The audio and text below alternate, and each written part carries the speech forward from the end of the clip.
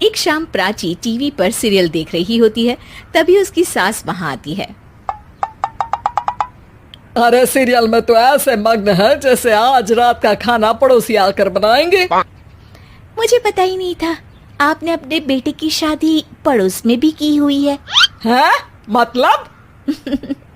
मतलब इस घर में सारा काम बहू ही करती है, आप तो सिर्फ खर्राटे मारती हैं। अच्छा जी, फिलहाल तो तुम आराम फरमा रही हो, चलो जाओ, ये मेरे टीवी देखने का समय है।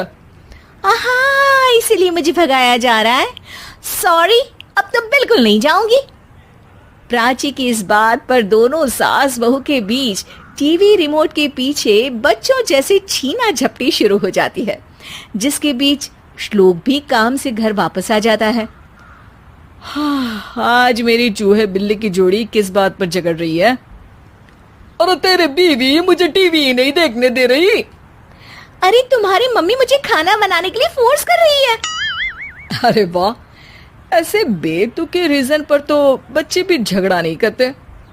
अरे मुझे कुछ मत बोल, सब इसने ही शुरू किया है। हाँ हाँ, जैसे आप तो बहुत दूध की धूली है ना। अरे बस, दोनों चुप। प्राची जाओ, खाने की तैयारी करो। और माँ तुम छोड़ो, तुम्हें क्या बोलूं, शांति से अपना सीरियल देखो, मुझे दोबारा लड़ने की आवाज सुनाई नहीं देनी चाहिए। ऐसा बोलकर श्लोक वहां से चला जाता है, जिसके पीछे पीछे प्राची भी कुछ न कुछ बड़बड़ाते हुए रसोई में चली जाती है। हाँ हाँ, सासू जी को तो कुछ बोलेंगे ही नहीं, बस मुझ पर ही हुक्म चलता है, खाना बनाओ, जैसे मैं इनके घर में खाना बनाने के लिए आई हूँ।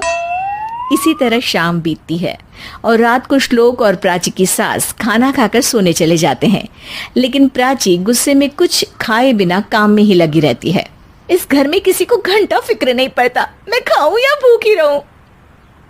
प्राची कुछ देर के लिए रसोई से बाहर जाती है और जैसे ही वापस आती है तो वहां दूध का भरा ग्लास देखकर हैरान रह जाती है।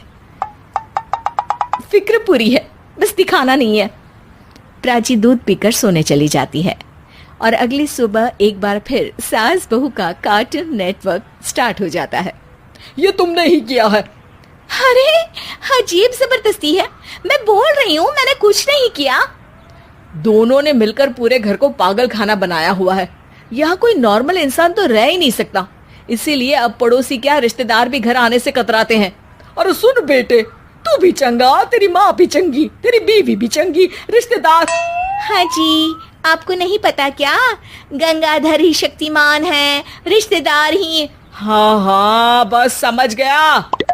कभी जानवर